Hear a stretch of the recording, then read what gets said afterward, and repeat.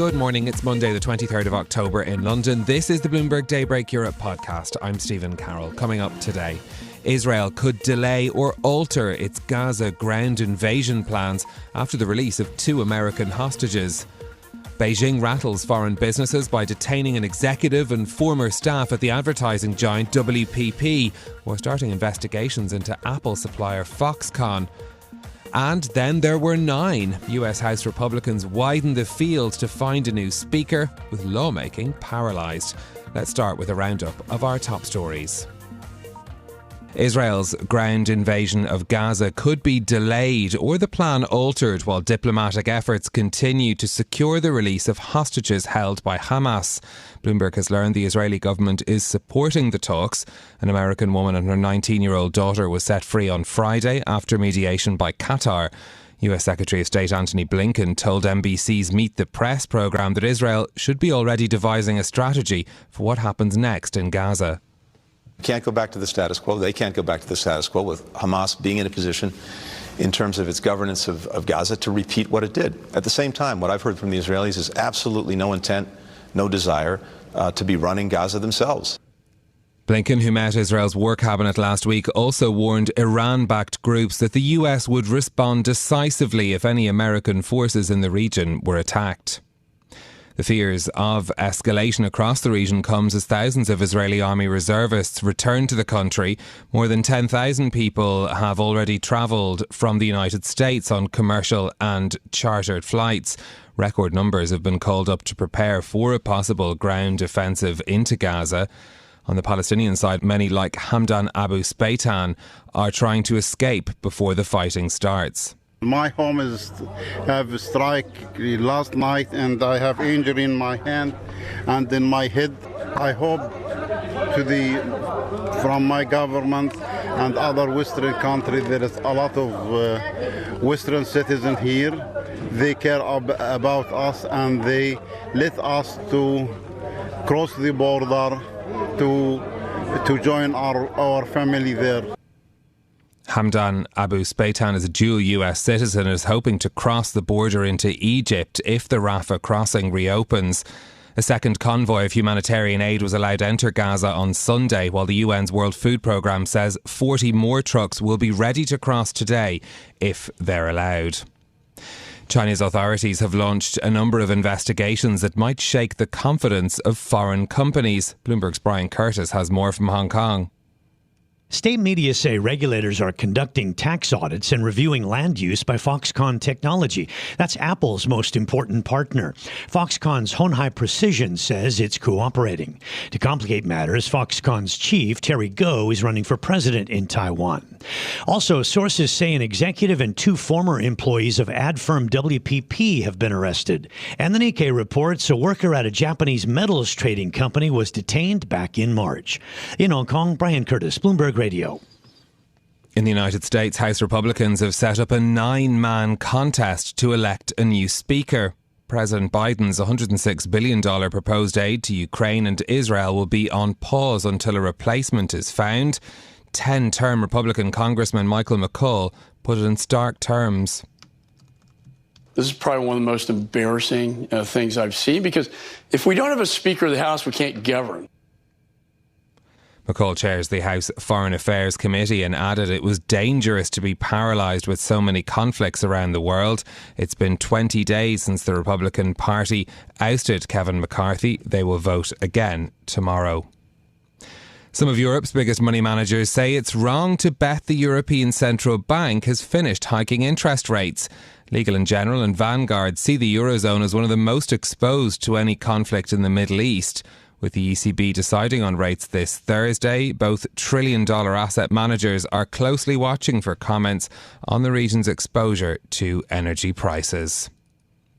And here in the UK, the Prime Minister Rishi Sunak is reportedly weighing stamp duty reductions and other tax cuts for top earners. Senior Conservatives are lobbying the Prime Minister for the measures to win back voters after the party's latest by-election defeats. Comes as the ratings agency Moody's upgraded its UK credit outlook to stable in a boost to the Prime Minister. Well, this, of course, in the week that we're going to get the latest US GDP figures as well as the latest rate decision from the European Central Bank.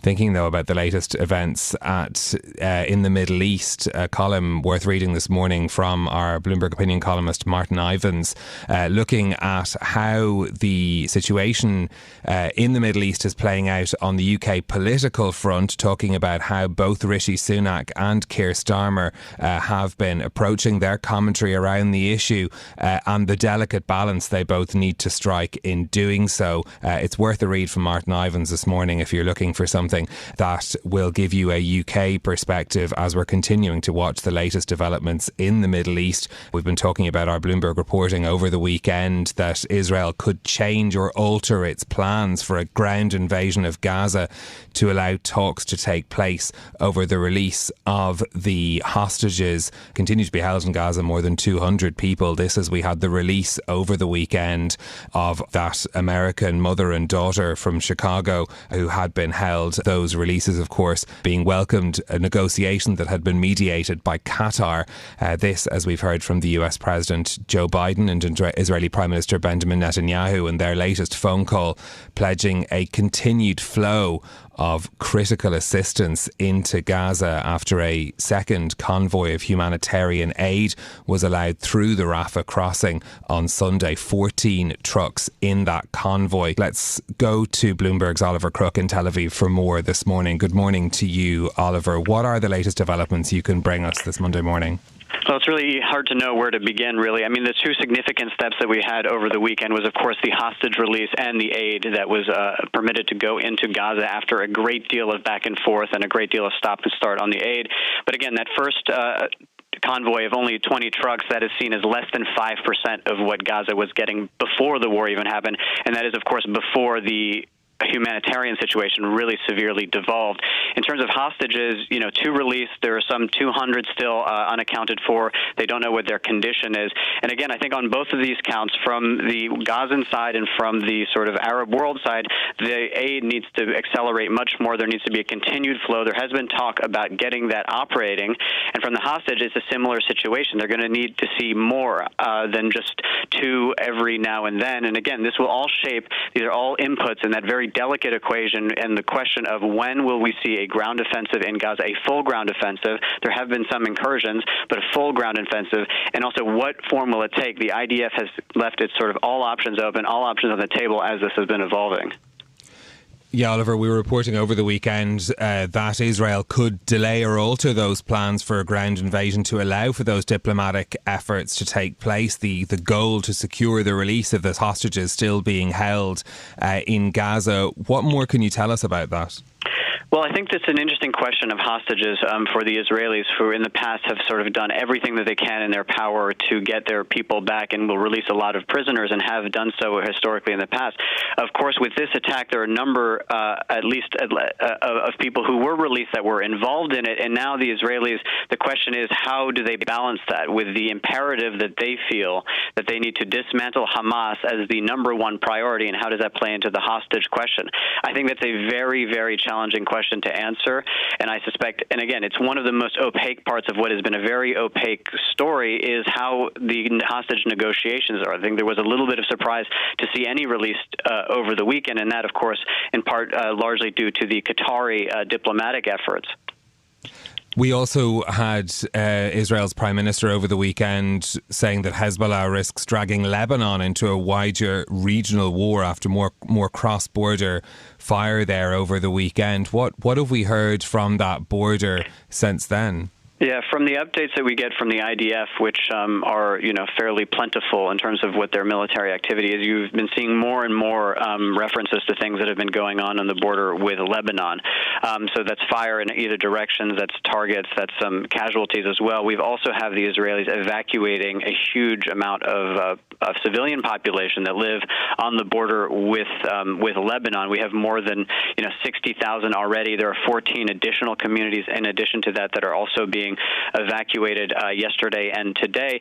And it's interesting, having been here now for 2 weeks and staying in a hotel where you meet a number of people when I was first here that came from the south who were evacuated from the south, and now you meet more and more people coming from the north. And I talk to the hotel management that they're almost full, in large part because of the people that are now being evacuated from the Lebanese border. You talked, Oliver, about the humanitarian efforts to get aid into Gaza. 14 trucks in that second convoy that went in yesterday. What are the prospects for getting more of that much-needed aid into Gaza?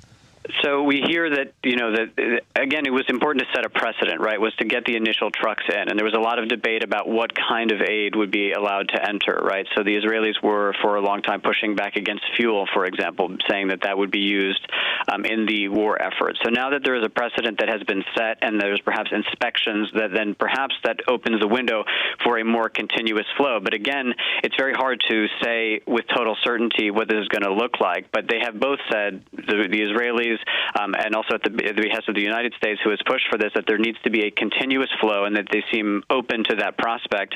Again, these are all very subject to change and the realities on the ground evolve. Okay, Oliver Crook in Tel Aviv, thank you very much for bringing us up to date with the latest on that story, which we continue to monitor for developments.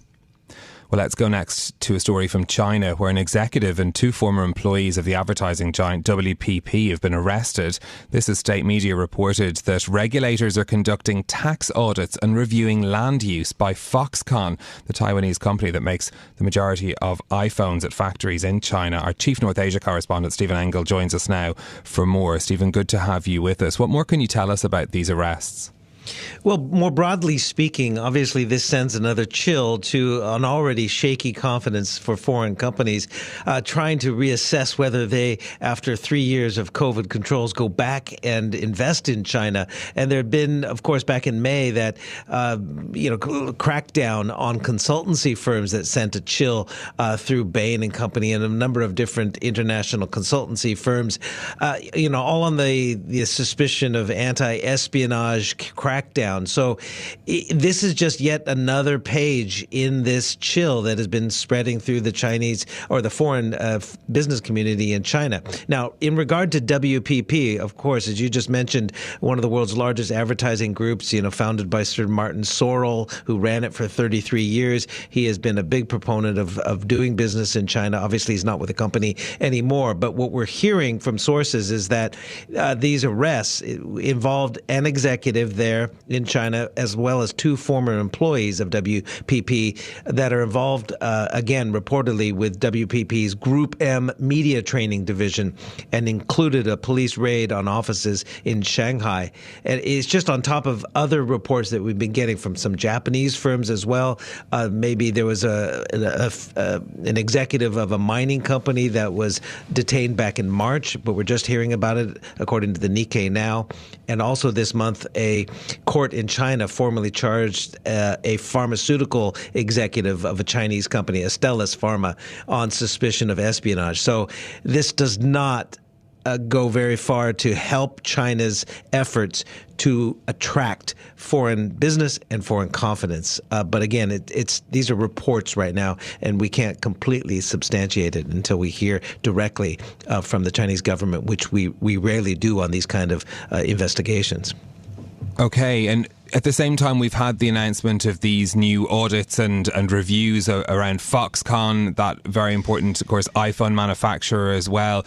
Put this all together for us, Stephen. How do these developments fit in with Beijing's attempts to signal support for the private sector? Yeah, this is a tough one, too, because we just don't know the nature of these investigations. What we're hearing from the company, for one, that's Honhai Precision, which is the listed company in Taiwan. Foxconn is their China brand, if you will, the big iPhone city in Zhengzhou in the middle of China. Most of the world's iPhones are made there in Henan province. And the company essentially says, yes, we're complying with authorities and these investigations, but they didn't specify the details, nor has state media. We only have the details coming from the Global Times, which is essentially a mouthpiece of the Chinese government. And they're saying that Foxconn subsidiaries are being investigated by tax authorities in China, in Guangdong province as well as Jiangsu province, plus natural resources officials. I don't know what those are exactly, but they're supposedly, according to state media, looking into Foxconn's land use in Henan province and Hubei province. And I just mentioned Zhengzhou, that is Henan province. So that potentially impacts the world's biggest factory making iPhones. I'm not saying it's going to impact production, but there's uncertainty. And that's why the stock today in Taiwan, as well as in affiliates shares in Shanghai, are trading significantly lower.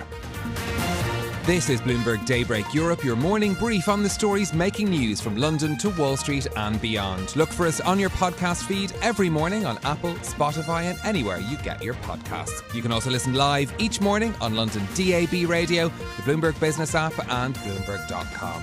Our flagship New York station is also available on your Amazon Alexa device.